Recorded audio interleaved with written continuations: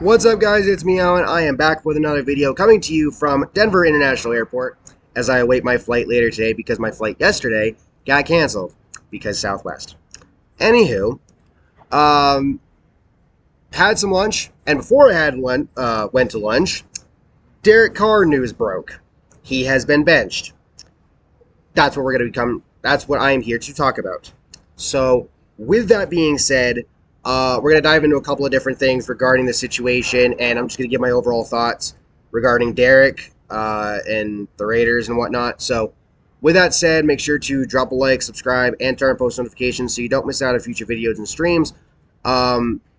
Stay tuned because when I get back home over the next few days, give or take, I should be uploading some new diecast reviews, and there will be a year-end video as well. So stay tuned for all of that. And let's go ahead and let's jump into this. So, from Adam Schefter, a little over an hour ago, Raiders are benching Derek Carr and turning to Jarrett Stidham, former Patriots quarterback Jarrett Stidham, as their new starting QB. Carr has thrown a league-leading 14 interceptions, including 3 Saturday night during a 13-10 loss to the Steelers. Stidham has only thrown 61 passes and has never started an NFL game. Raiders head coach Josh McDaniels on the team's QB situation. There's a lot to be sorted through once the season is over. And then, while Jarrett Stidham is the Raiders' new starting QB, his backup now will be Chase Garbers, who, leaving Derek Carr to be inactive Sunday. And as Field Yates pointed out under the original tweet, this comes months after signing a extension for 3 years at $121.5 million, though Raiders Talk pointed out in the comments, with an out after the first year and only $5 million dead cap if cut next year, basically a 1-year deal. Now, if Derek Carr is done in Vegas, then him getting benched basically is tied to injury guarantee in his contract, which from Yahoo Sports says it's like a $33 million thing if he gets hurt within these last 2 games. So I get benching him from that standpoint, but I'm going to be honest with you. I feel bad for Derek Carr because when you look at his tenure with the Raiders, you see in terms of the win-loss column, he's below 500 as a starting QB. His first year starting all 16 games, 3-13. But improved over the next couple of years. Then you get to 2016, 12-3 before, as we know, the late season injury, and then his backup gets hurt, so Connor Cook has to start the wild card game against Houston.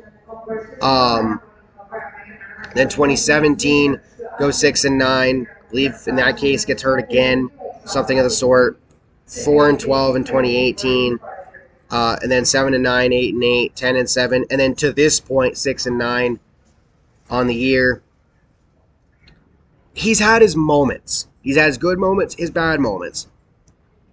He's a guy who he wears his heart on his sleeve. He works his ass off for the team.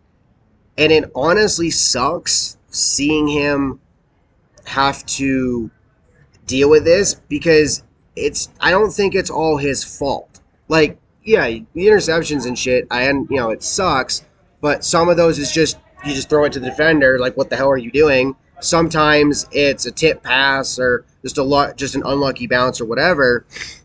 But look at some of the guys he's had over the years. And mind you, in the last few years, you had the Gruden Mayock regime and the picks that they made. I mean, yes, you have Josh Jacobs, but then some of these other picks, Henry Ruggs probably could have been something great if he didn't decide to be a fucking idiot. Jonathan Abram got cut earlier this year, I believe. The Cleveland Farrell pick at number 4. That was stupid. Excuse me.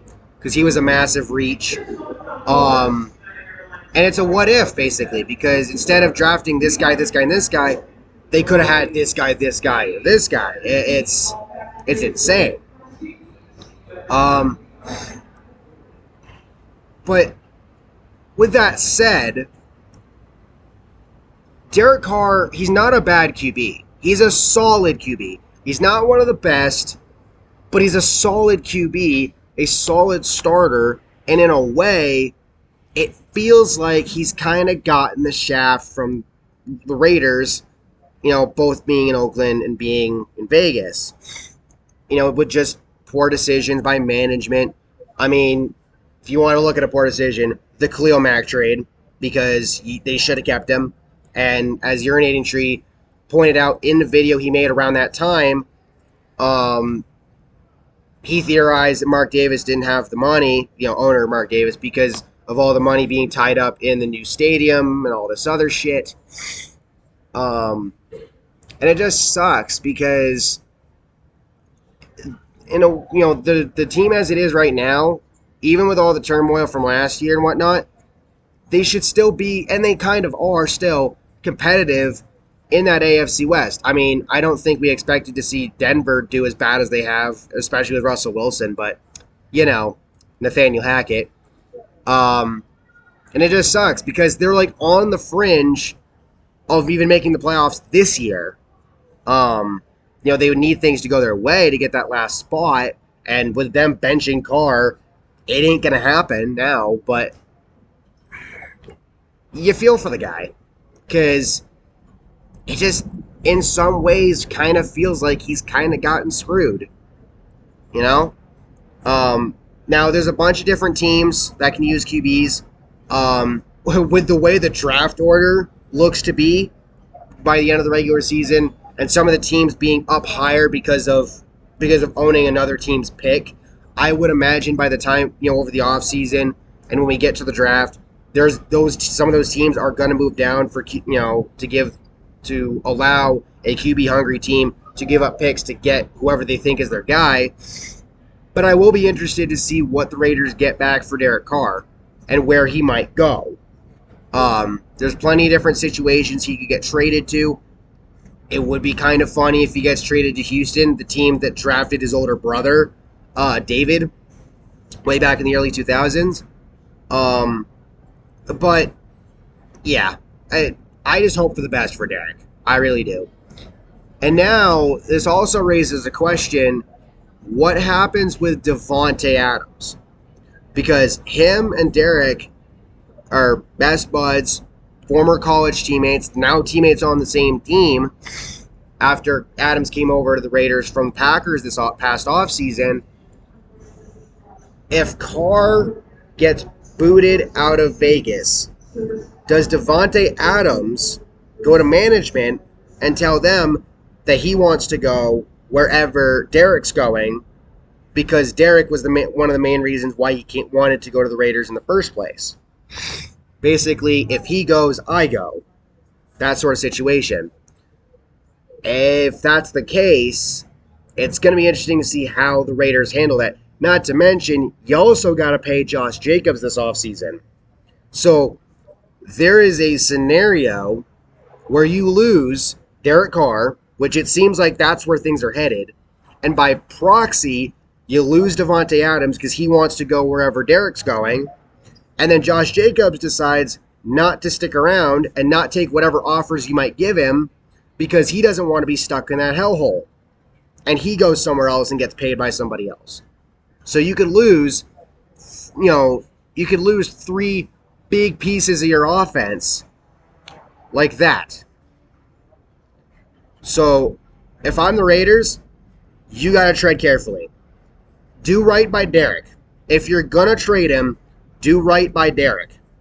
And at least let him have some sort of input, maybe, and try to send him to a situation that might be decently favorable, I guess, if you can. And then we'll see where the ripple effect goes, because there's going to be one. And it's going to be interesting to see what happens. So, with that being said, let me know your thoughts down below in the comments. Thank you all for watching. Hope you all enjoyed. Let me know your thoughts down below. And I'll catch you all next time. Peace.